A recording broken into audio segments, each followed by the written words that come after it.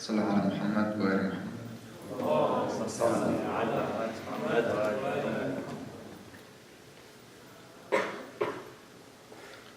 أعوذ بالله من الشيطان الرجيم. بسم الله الرحمن الرحيم. الحمد لله رب العالمين، وصلى الله على سيدنا محمد وآله الطيبين الطاهرين. اللهم صل على محمد وآل محمد. Brothers and sisters, Assalamu alaikum wa rahmatullahi wa barakatuh.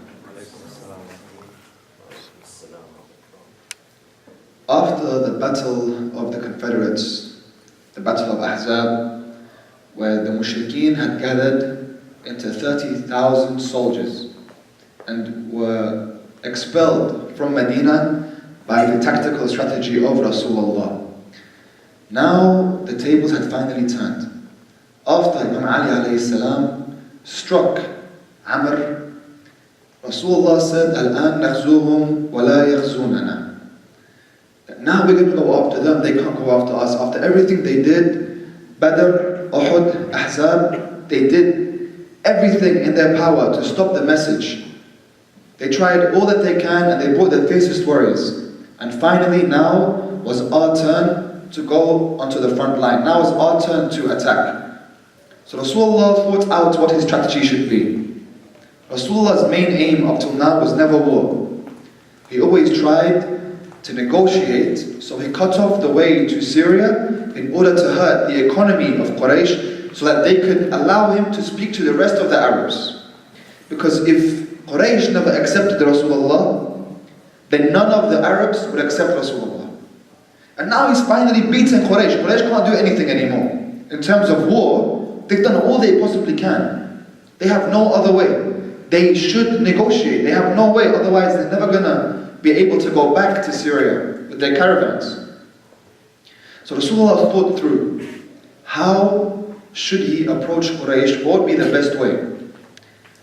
He had to do it in a way where he would save face, where he would keep the honor of Quraysh intact. So he would defeat them, but from under the table. So Rasulullah made his decision and he knew what he was going to do, but he kept it a secret within himself. And soon after the battle of Ahzab, Rasulullah had a dream. And that dream, which was a miracle in itself, Rasulullah dreamt that he and the Muslims had shaved their heads and were doing tawaf around the Kaaba with the keys of the Kaaba in their hands. And so when Rasulullah awoke, he went and he told the Muslims. This was the first time Rasulullah announced what he was about to do. He said, now we are going for Hajj.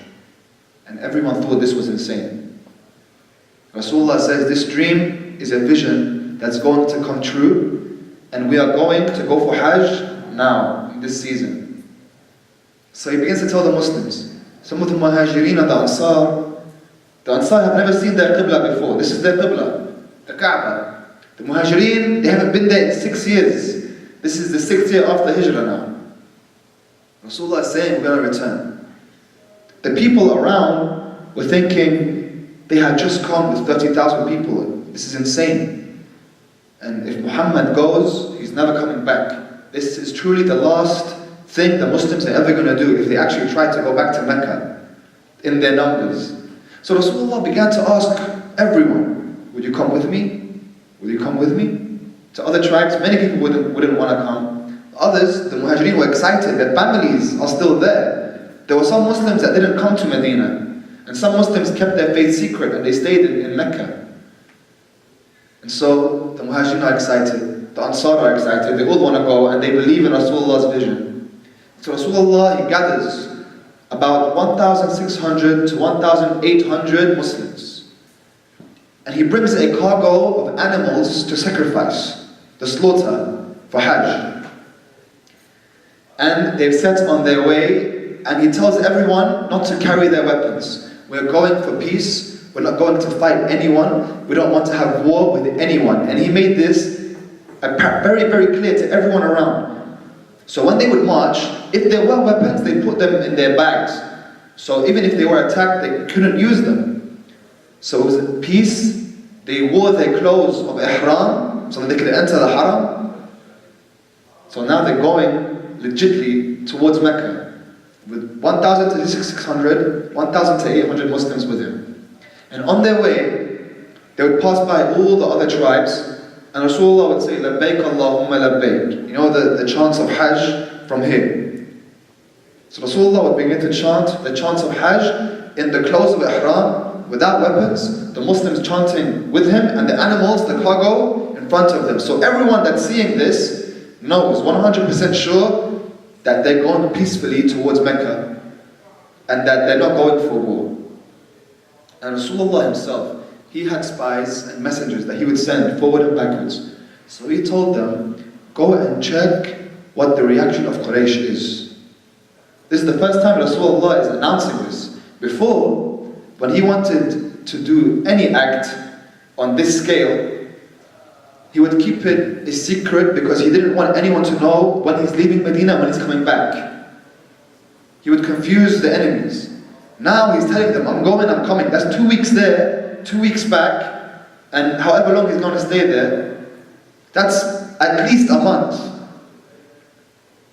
And he's announcing it to the whole peninsula. So now, those messages of Rasulullah, they go and they want to find out the reaction of Quraysh. Quraysh, in the meantime, because Rasulullah did this so apparently, everyone's talking about it in Arabia. And news reaches Quraysh. And Quraysh gather in their HQ and chaos erupts. Why is he coming? What's he coming for? Is he trying to humiliate us? He's coming here? Another would say, by Lat and Uzza, there's no way he's coming inside Mecca. No matter what happens. To the last man. And they'll be screaming and shouting amongst each other. Then others will try to calm everything down. Calm down, let's think about this, let's think of a strategy. Because if he comes into the haram, we can't fight him. Because we can't kill anyone in the haram. Whoever comes into the haram is safe and in peace. And if anyone is hurt in the haram, this hurts Quraysh. Because everyone from around the world would come to visit the house of God from the time of Abraham. And they'd come to stay with Quraysh. So Quraysh, they had their own business to worry about. They couldn't fight Rasulullah in the haram. So they decided, taking one man's suggestion, let's gather 200 warriors to go and meet Rasulullah sallallahu ala Muhammad wa ali Muhammad. Allahumma salli ala Muhammad wa ali Muhammad. Thank you, Hajj. Sallallahu ala Muhammad wa ali Muhammad. Allahumma salli ala Muhammad wa ali Muhammad. So they decided to gather 200 warriors to go and stand in the way of Rasulullah and not let him enter Mecca. And the person who leads these 200 warriors must be a strong personality. So they decided to send Khalid ibn Walid, one of their greatest warriors, with the 200 and go and place him a few kilometers in front of Mecca and never let Rasulullah through. So Khalid, he took his 200 strong army and they went and they camped and they waited. As Rasulullah approaches, the messengers, they come back to Rasulullah and they tell him, news has reached Quraysh and there's no way that they're going to let you in. And they have sent Khalid ibn Walid and 200 warriors to wait for us and said that they will stay to the last man and never allow you to enter Mecca. And so Rasulullah said, Quraysh, war has truly eaten them from within. But by God, I will not stop. So he kept going. As he was going, he asked someone, if anyone here knows another way to enter Mecca, let us know now. So a man said, Ana ya Rasulullah, I know a way. But it's through the mountains and the valleys, and this road is the road of the animals. It's not the road of human beings. So Rasulullah said, it's okay, we'll go after you. You lead the way. So the man began to lead the way, Rasulullah after him, and the Muslims behind Rasulullah. And this mountainous way was very difficult. The thorns would scrape all their feet. Some historians say that everyone's feet were bleeding. and they were on burnt rocks, and they were wearing slippers and the clothes of ihram with their animals. So it's a very difficult mountainous road. Like historians, they speak about Napoleon going through the mountains. They don't know about Rasulullah's journey through the mountains. It was also a very difficult journey through the mountains, and they were on slippers in the clothes of ihram with their animals, without weapons, so vulnerable to attack.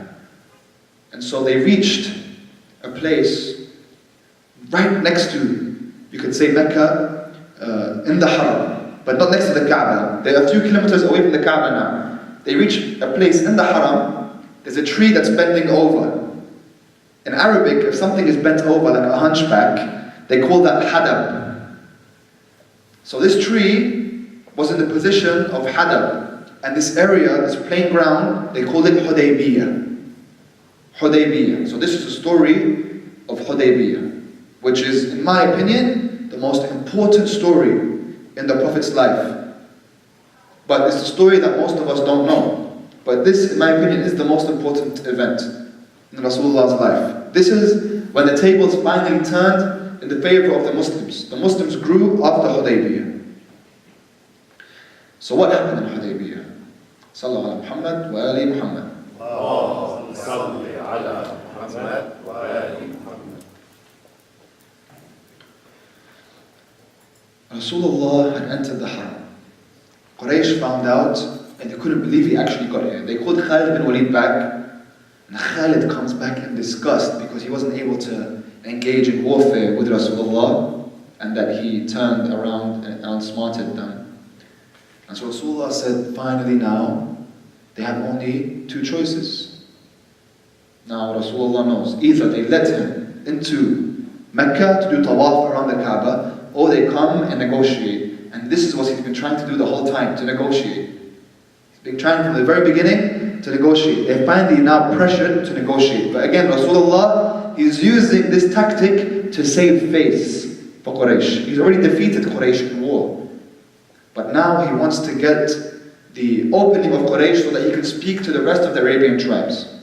So what does Rasulullah do? Rasulullah comes in, and when Quraysh find out about this, they send 50 masked men. Those 50 masked men are straight away defeated and exposed and returned. Not much of a battle. So Quraysh already went back on not hurting anyone in the Haram. But they send them back. They don't take any prisoners. They send them back. And they're without weapons. The Muslims are without weapons. And they send them back. As the people are screaming and shouting within Quraysh, and the Quraysh headquarters, the chiefs of Quraysh, not agreeing on anything, the tribe of Khuza'a, which is within Mecca, they were allies of Rasulullah's grandfather. And so Khuza'a, they approached Hudaybiyah, and they came to the Prophet. They said, why are you here? What do you want? Do you want to fight Quraysh? And Rasulullah said, no, we don't want to fight. We're coming in peace. All I want is for them to allow us to do tawaf around the Kaaba. That's it. We're just coming for Hajj. And so Khuza'a said, okay, we'll try to relay this message to the chiefs of Quraysh. So Khuza'a, they go to the chiefs of Quraysh. And they tell them, we have a message for you from Rasulullah. Would you like to hear it? And one of the chiefs says, no. It doesn't matter what he says, but tell him what we say. He's not going to enter Mecca, no matter what happens. As they're shouting and debating, a man by the name of Urwa ibn Mas'ud al-Thaqafi, he's from another tribe. He sees this. He's a chief from another tribe. He sees the chaos and he asks, can I intervene? They tell him, fine, but nothing's going to work. But fine. He said, okay, I'll go speak to Rasulullah. So, he went to go speak to Rasulullah. He went to Hudaybiyah and he approached the Prophet. And he comes and he asks the same thing, why are you here? Do you want to battle Quraysh? And Rasulullah again says, no, we're coming in peace. I just want to do tawaf around the Kaaba, that's it. We don't have any weapons. We have the animals in front of us coming with the slaughter.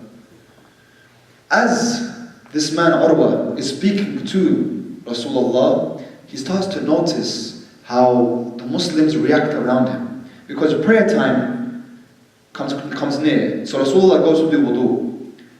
When the water dripped from Rasulullah's arms, some of the Muslims, they would go under his arms and take the water as barakah. And this man, Urwa, he was very impressed by how they would be silent except when he speaks or when he allows them to speak. And he came to approach Rasulullah, he put his hand near his bed. Another man slapped Urwa's hand. So the man said, "What are you doing?" And Rasulullah laughed. And he said, "This man is Mughira al-Thaqafi, he's from your tribe."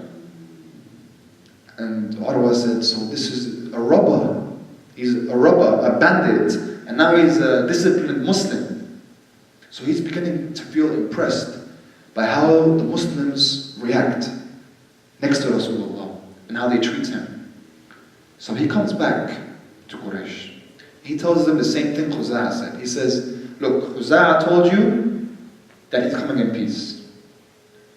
And I'm telling you he's coming in peace. And I've never met a king whose subjects treated him in this way. I've met Caesar, I've met Najashi, the king of Ethiopia. But I've never met someone, and this man isn't even a king, whose disciples are silent and only speak when he allows them to speak. And who treat him in such a way, who saw him taking the water from his wudu." So as Urwa is explaining to them, just let him in. You shouldn't refuse someone coming for Hajj. He's coming in as a guest, he doesn't want to fight. Again, Quraysh said, "No, we're not going to allow it." But the news that came from Urwa, it started rumors within Mecca about how Rasulullah has grown. Now he has followers, now he's like a king. Rumors start going around, and Quraysh starts to feel pressured. And there's a stalemate. They don't want to let him in, but Rasulullah is not leaving. And they don't know whether to fight or not. Now Quraysh is splitting. The chiefs, some of them are saying, perhaps we should go easier. Others are saying, no, he can't come in. Meanwhile, Rasulullah in Hudabiya, he goes to Umar ibn Khattab, and he tells him, how about you go and speak to the chiefs of Quraysh?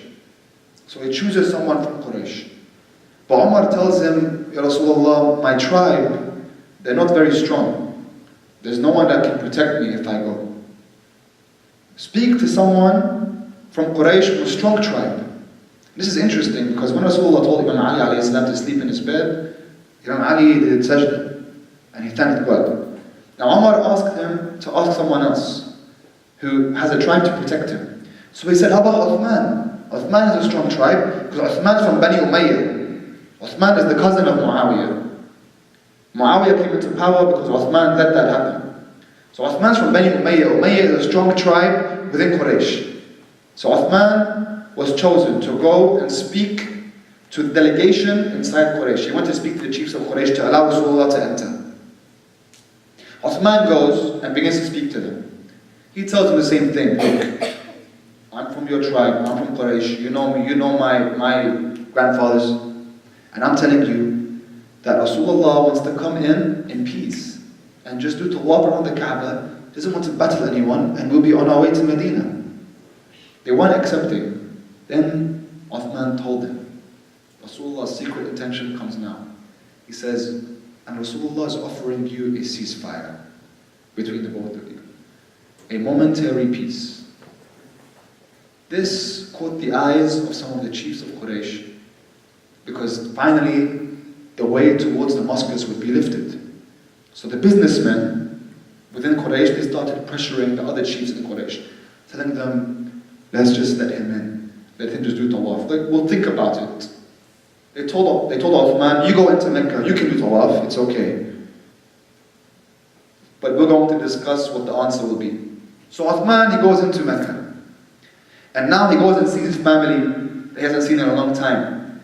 He sees his old cousins and everyone's happy and finally they're reunited. He can go do tawaf around the Kaaba. He begins to tell them, Muhammad has come and he's coming with this religion and we're strong now and we're powerful. We won't be oppressed. And now the people are imagining how Rasulullah is being described as this king, and they're splitting. The rumors are going around, and Quraysh inside is splitting. Meanwhile, the warmongers that wanted to fight Rasulullah, secretly they say, we need to go and provoke him into battle. So they elect a man called Hulais. a man not from Quraysh, but he's a fighter. They took Hulais and they told him to take warriors with him and go and provoke Rasulullah into battle. As Hulais goes into Hudabiya with his warriors, the Muslims shout out to Rasulullah, Hulais has come. So when they say that, Rasulullah says, هَذَا مِنَ الْمُتَأَلِّهِينَ. This man is a respectful man. He's not a Muslim, but he respects the Kaaba, he respects the black stone, he even respects the idols. He's a respectful man for what people believe in. So because of that, Rasulullah says, let the animals go in front of him. So all the animals, they go in front of Hulais. Hulais sees this. He sees no weapons. He sees the animals for slaughter. He sees them in the clothes of Ihram. He doesn't say a word. He turns around and goes back to Quraysh. So everyone that's coming is being sent back.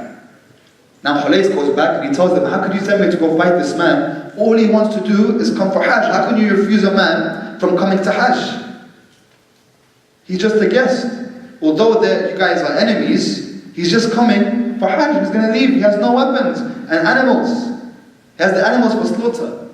It's shameful if you don't accept. So now Hulais himself couldn't provoke Rasulullah into war. They wait for Uthman. 1 day, 2 days, 3 days, Uthman doesn't return. The rumor starts to go around the Muslim camp that Uthman has been killed. So now tensions are rising with the Muslims as well. That Uthman has been killed. You know, one person tells another person, and now there's a rumor going around, Uthman's killed. Uthman's not killed, he's happy, he's resting with his family, he's in Mecca. He's chilling out, he's fine. But the Muslims now, their tensions are going high.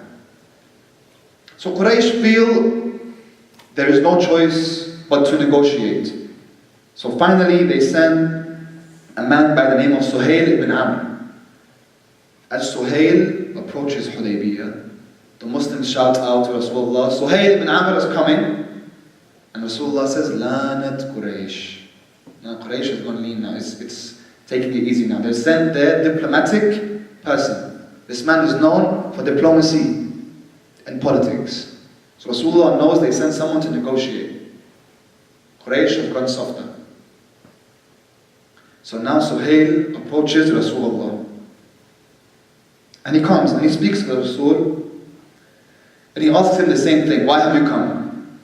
And the Prophet says to perform tawaf around the Kaaba in peace, not in war. And we offer a ceasefire. Suhail wants this ceasefire. So Suhail says, fine, we accept the ceasefire and we will let you into Mecca, but not today.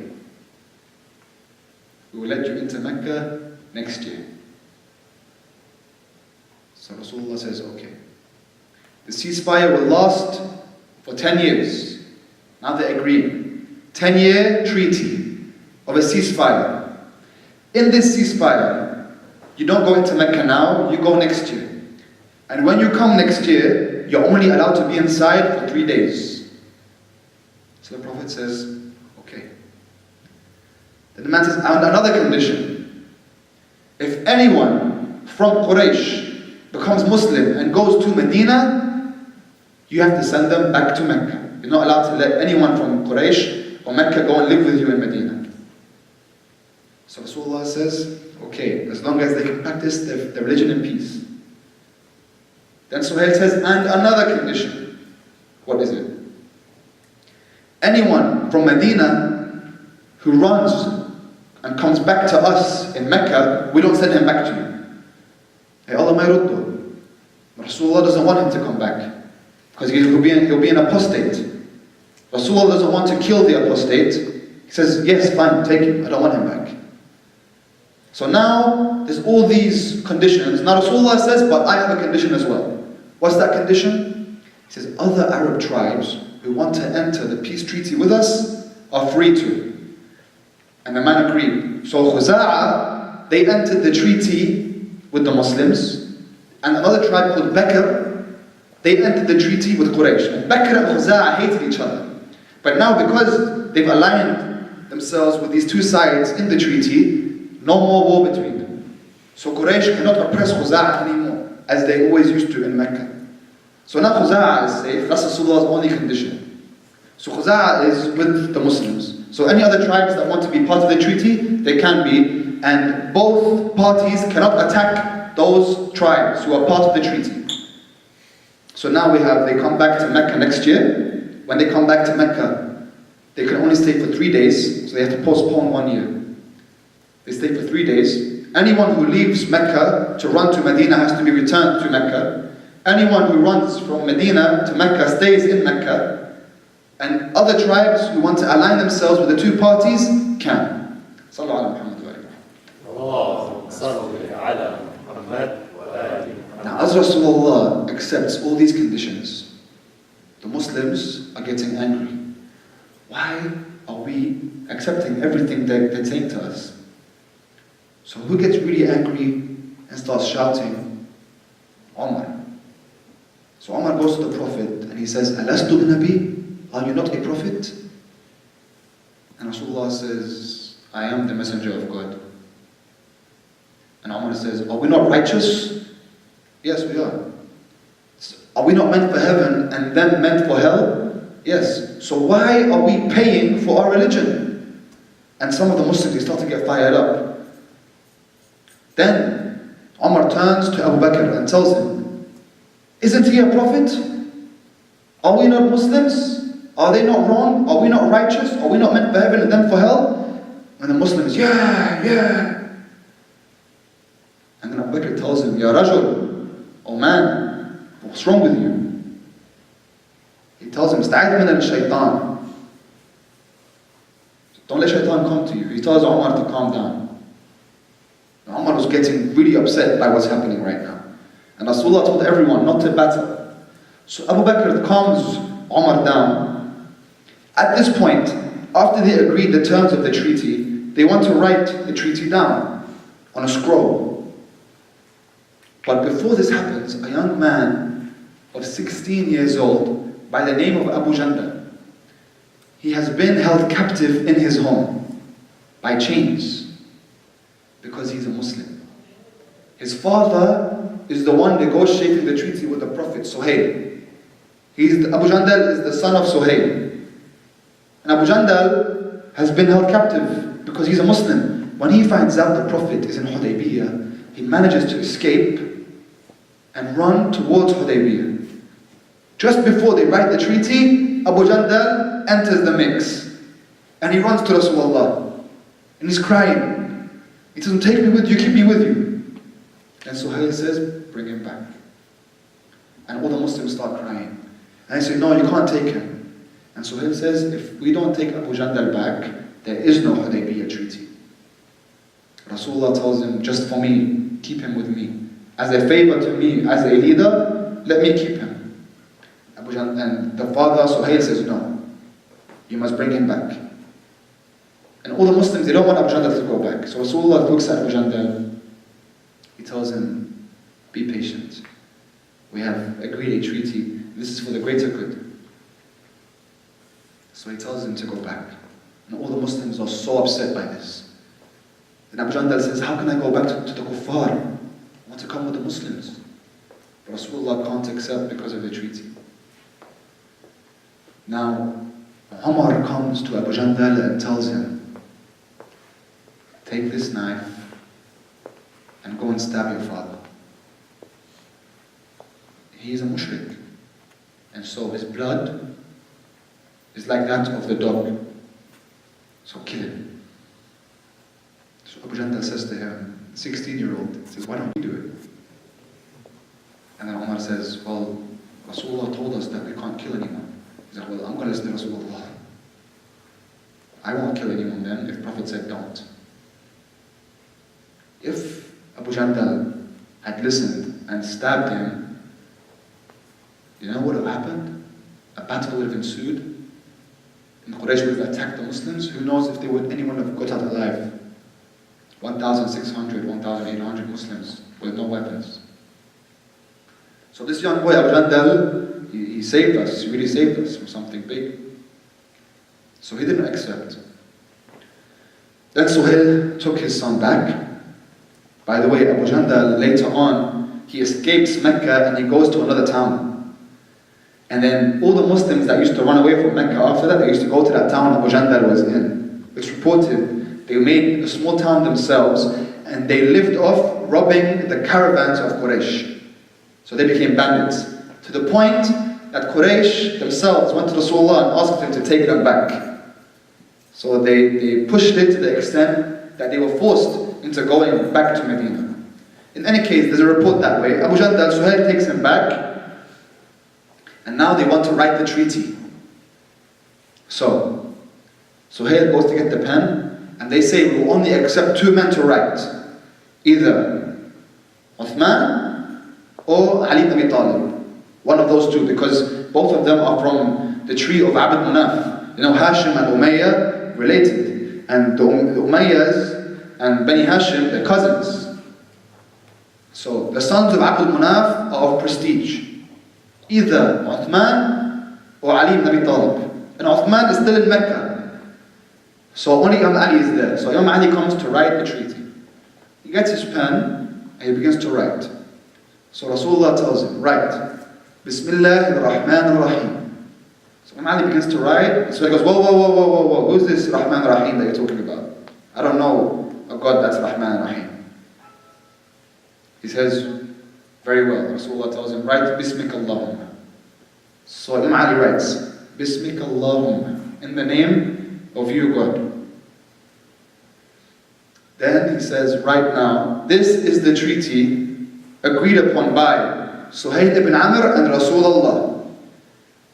Imam Ali begins to write. He writes, Suhail ibn Amr and Rasulullah, and Suhail goes, whoa, who's Rasulullah?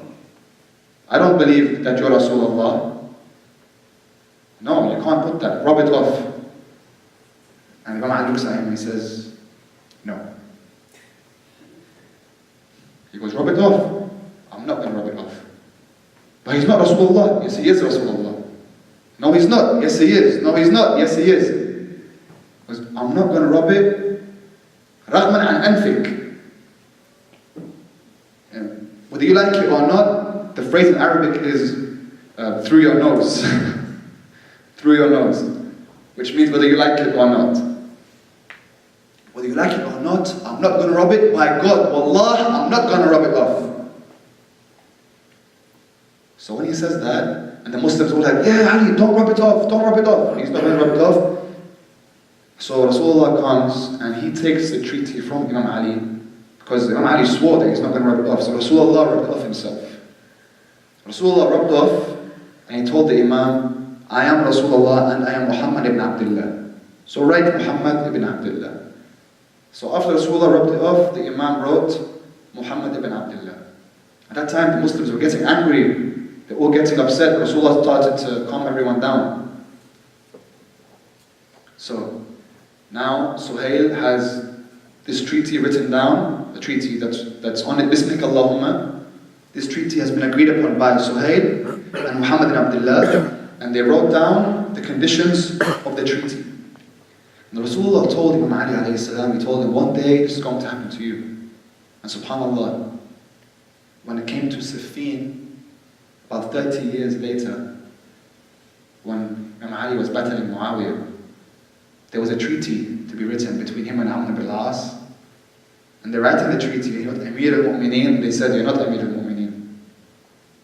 SubhanAllah, the same thing. Imam Ali, well, Rasulullah told me once that this is going to happen to me. He said, you're not Amir al-Mu'mineen. The same thing that happened with the Prophet. Now this Sulh Hudabiya, it changed everything.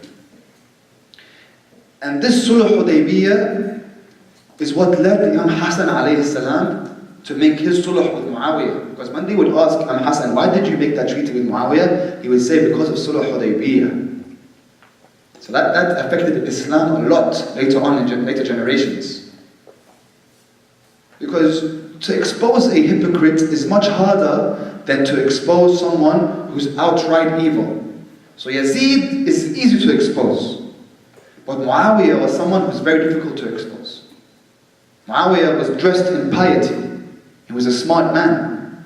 So he wouldn't allow the people to know of his hypocrisy. So Imam Hassan alayhi salam, they made that treaty with him. Sulh with Muawiyah. And he gave him 5 conditions that he had to adhere to. But see, this is how he was able to expose Muawiyah, because Muawiyah broke every single condition. This is a proof now for anyone who still pledges any sort of allegiance or prays any sort of dua for Muawiyah and says that he was someone who was truly pious. All you have to do is show them the treaty with Imam Hassan alayhi salam. That's why he did it, to expose his hypocrisy.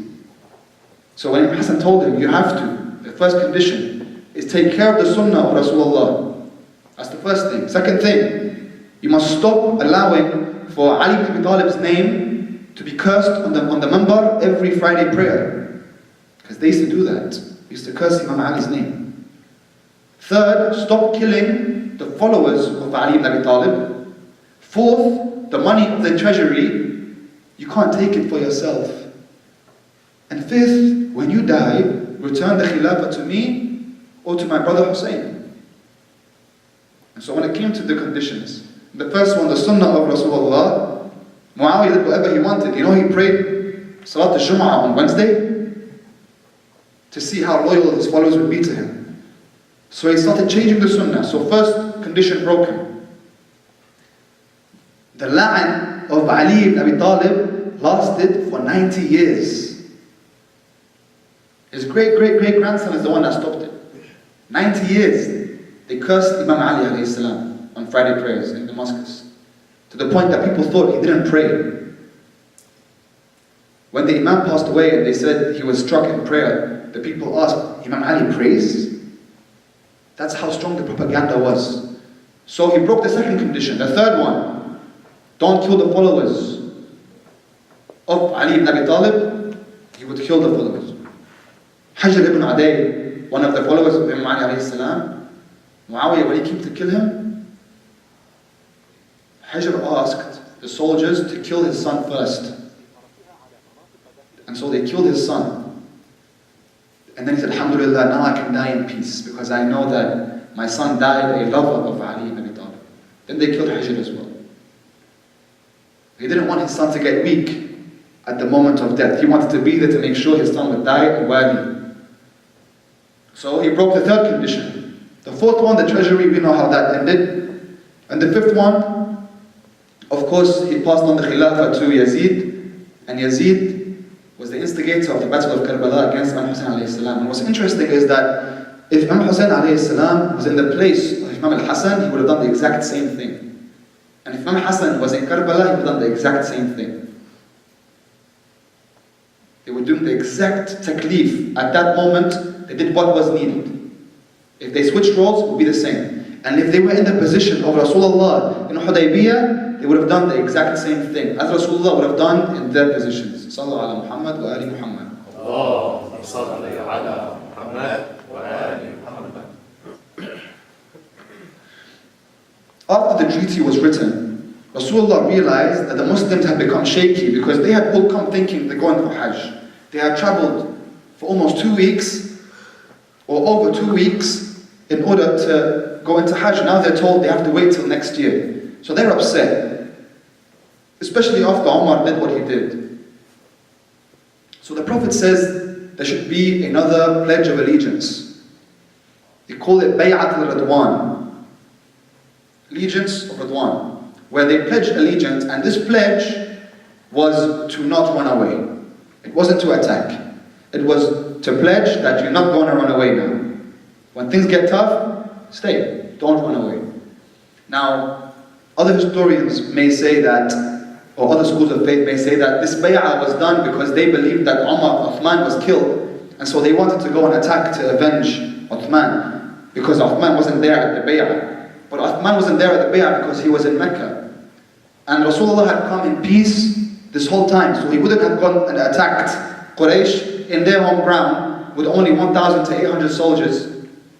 1,800 soldiers and no weapons. So it wasn't a bay'ah for attack, it was a bay'ah for peace. For them not to run away. That was the bay'ah of Radwan.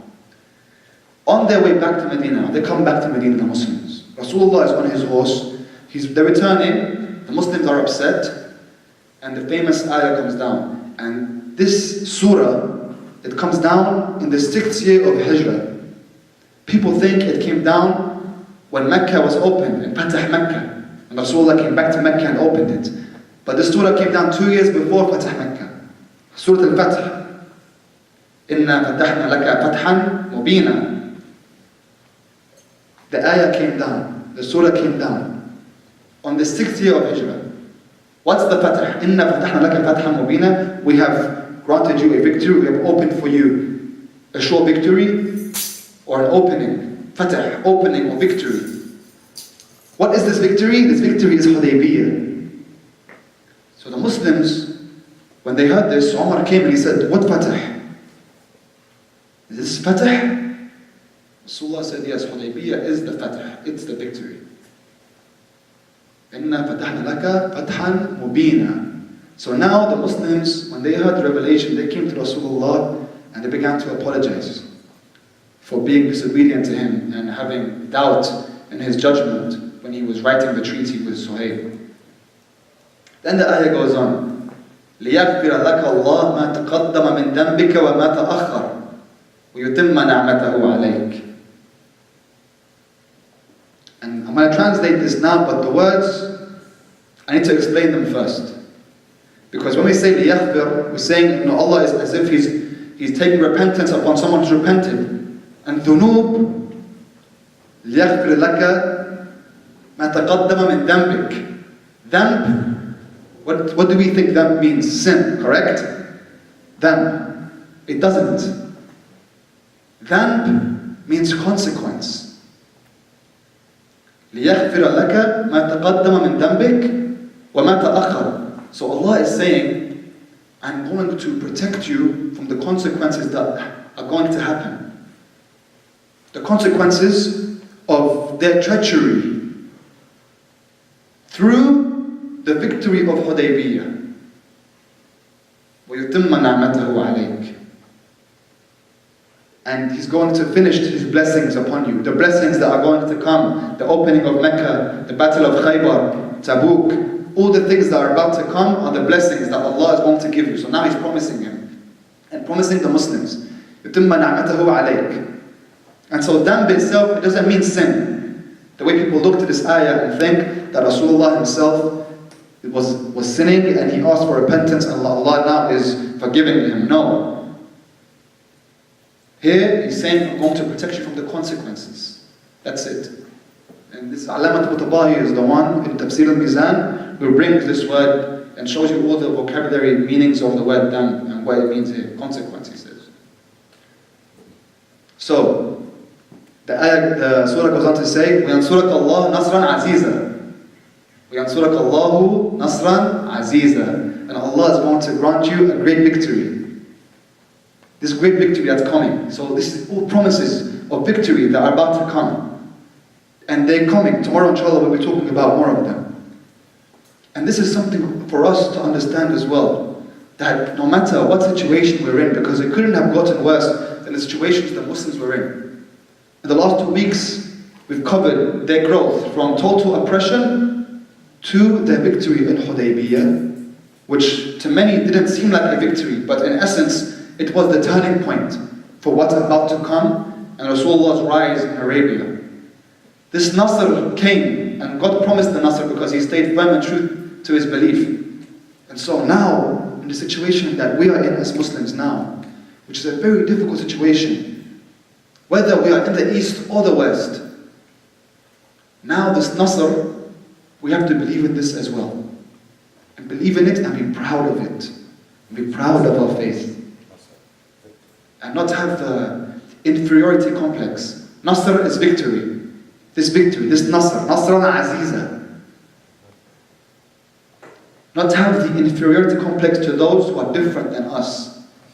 See how much the Muslims held steadfast, how much Rasulullah kept persevering. Said, by God, I will not stop. Even when Khalid was in the way, by God, I will not stop. The same thing for us in what we're facing right now. See, right now we came to this country and we learned the English language. Do you know what people see when they see someone who's weak upon their face? They see fresh meat. You can change them. We don't have to go to Malaysia or Indonesia or Iran or Iraq or Ethiopia to change anyone. They came to us and they learned our language. And they're weak and they're apologetic. So we can speak to them and change them. They get excited when they see it. They lick their lips. Right? Because we're scared. This inferiority complex to even mention their name Muhammad. We'll be confident of our beliefs. To be spineless. A lot of us have become that, unfortunately. And this time is when we stick very hard to those Islamic teachings that we know are true. We don't try to twist and change them so we look okay to the outside. And how do you know that when you speak about Allah to this person, you won't change them? Why do we always feel that we are on the defense? We don't speak about the beauty of Allah. You know how much they want spirituality here? Or across the world. They're yearning for it. They worship anything these days. Right? They worship Satan. They worship Satan.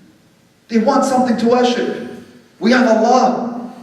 Subhanahu wa ta'ala. If you speak about the beauty of Allah, what makes you think they won't worship Allah? But we don't even speak about Allah.